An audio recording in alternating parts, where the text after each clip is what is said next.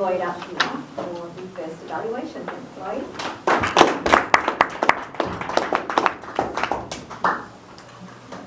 The title of Kim's speech was, "I'm boring," and you weren't, not at all. The whole time I was listening to you, I was thinking, you know, if I were in a humor speech contest against you, I would have some real trouble beating you. That was outstanding, I have to tell you. The comment form here is very different from the ones that we've been seeing all along in the manuals, if you've been doing those. It says, you excelled at what? I thought there were three things that you really excelled at. One of them was the way you organized the speech.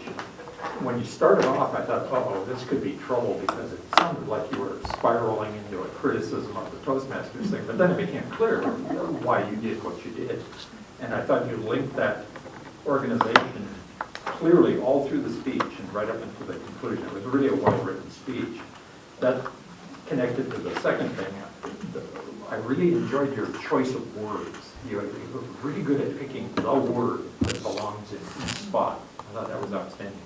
But the number one thing you can do is self-effacing humor. And that is tricky.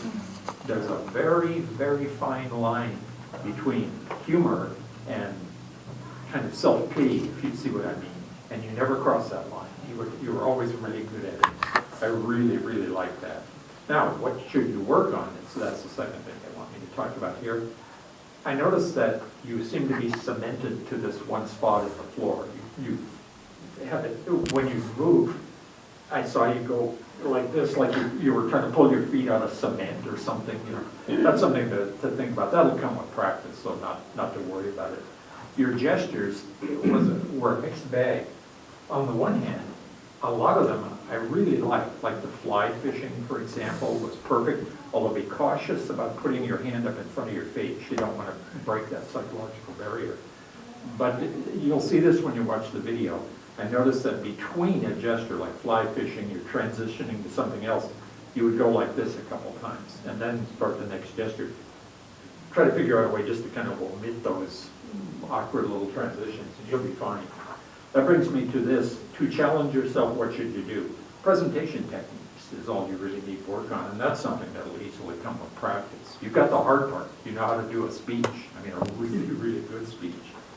Now, there's some detailed stuff over here, too. One of them is, where is it here?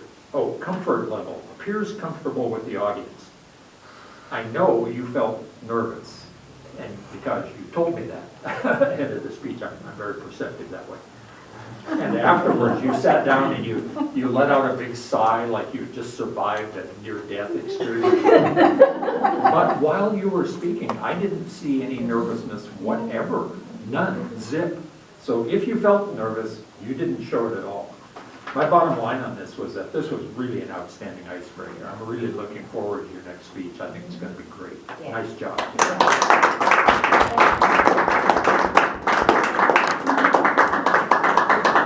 I've been given feedback about humor